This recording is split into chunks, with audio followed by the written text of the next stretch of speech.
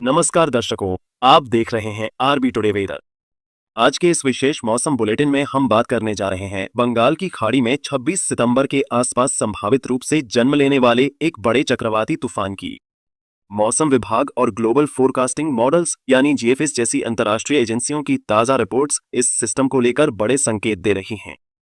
चक्रवात की शुरुआत कहां से होगी? फिलहाल बंगाल की खाड़ी में हवा के दबाव में बदलाव हो रहा है। 22 से 24 सितंबर के बीच यहां एक लो प्रेशर एरिया विकसित होगा।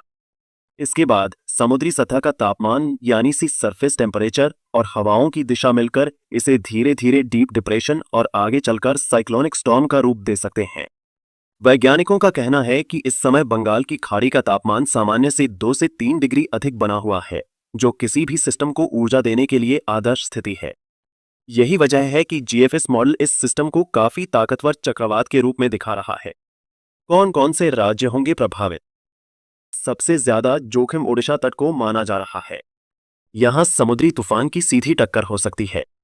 पश्चिम बंगाल तटीय और भीतरी हिस्सों में भारी वर्षा के साथ साथ तेज हवाएं चल सकती हैं।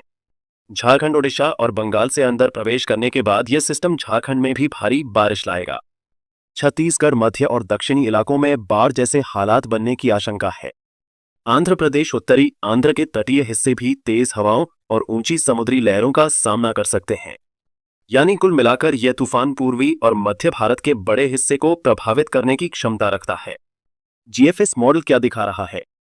ग्लोबल फोरकास्टिंग सिस्टम यानी जीएफएस मॉडल की ताजा रन के अनुसार 24 सितंबर तक लो प्रेशर बनेगा। 25 और 26 सितंबर को यह सिस्टम तेजी से गहराएगा।